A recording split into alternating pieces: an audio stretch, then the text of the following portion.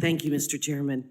I am grateful for the opportunity to be here today, and it's an honor and privilege to discuss the future of state management of grizzly bears and other species with Mr. Brian Nesvik, whose expertise we deeply value in Wyoming.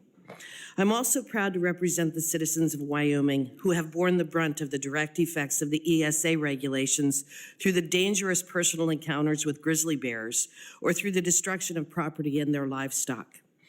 My legislation, the Grizzly Bear State Management Act, H.R. 1245, would remove the greater Yellowstone ecosystem population of grizzly bears from the federal list of endangered and threatened wildlife, allowing Wyoming game officials to implement our own state management plan that will benefit Wyoming landowners, businesses, outdoorsmen and women, hunters, tourists, and the grizzlies themselves.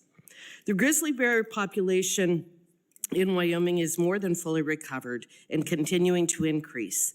The most recent estimate of the number of grizzlies in the greater Yellowstone ecosystem is more than 1,000 strong.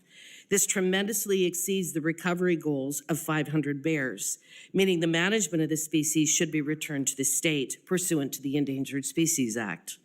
Not only have they recovered far beyond the needed threshold, but they've expanded their range beyond what is considered suitable by the Fish and Wildlife Service itself, now covering over 25,000 square miles. We value the presence of these animals in our state and have not only the ability to keep the grizzly population strong and manageable, but the expertise that is second to none. Managing Wyoming's grizzly population is more effective to do at a local level, as is all species management. Grizzlies can and should be managed by state wildlife agencies rather than the federal government. Not only are state agencies better equipped to manage these populations, but they tend to have a better understanding of local conditions and can successfully tailor management strategies to fit the needs of the state and balance all of the competing interests. It's unfortunate that we even need to consider my legislation here today, but we've learned not to trust the courts to follow the Endangered Species Act. Grizzly bears were first listed in 1975 after populations had dropped dramatically. But by 2005, grizzlies in the greater Yellowstone ecosystem reached 600 in number, surpassing the threshold of what is required to be a recovered species. What a success story. We ought to build on that. Because of the recovery, the Fish and Wildlife Service proposed that the bears be removed from the endangered species protections, but radical environmental groups were quick to file suit. To our dismay, the grizzlies were relisted by the courts in 2009. No one was surprised when grizzly bear conflicts thereafter increased, with dramatic and devastating impacts on our ranching communities in Wyoming and Montana shortly thereafter. In 2017, Interior Secretary Zinke announced the Fish and Wildlife Service would again delist the greater Yellowstone grizzly. It was estimated at that time that over 700 bears existed in the ecosystem with an expanded range of habitat. Even with tremendously exceeding the threshold of recovery and increasing threats to rural and agricultural communities, the Yellowstone grizzly was returned to the endangered species list through the coordination of environmental groups and activist judges.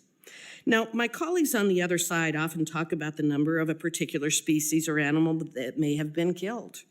But that point misses the most important factor to assess under the Endangered Species Act, which is the number of live animals that exist in a particular ecosystem. It's not about the number that may have been taken pursuant to appropriate take permits or pursuant to appropriate management. It's the number of live animals. So while the Democrats want to focus on death, that isn't even a factor to be considered under the Endangered Species Act. We on this side, however, we care about life and we care about the living species, and so does the Endangered Species Act. The governors of Wyoming, Idaho, and Montana have petitioned to delist the grizzly bear because the data shows that it is warranted as per the Endangered Species Act itself. Meanwhile, environmental litigants have been holding farmers, ranchers, and the government hostage to their demands and for the purpose of protecting their own pocketbooks. Wyoming is done with waiting on the federal government when the science has said for a long time that it's time to act. This bill will act as a legislative backstop to prevent going through this unnecessary litigation again. Chairman Bentz, I would also like to request unanimous consent to enter 2 letters from Wyoming supporting the effort to delist the greater Yellowstone ecosystem population of grizzly bears, one from the Gun Owners of America and the other one from Governor Mark Gordon. Thank you, Mr. Chairman, and I yield back. Without objection, so ordered. Thank you. I now recognize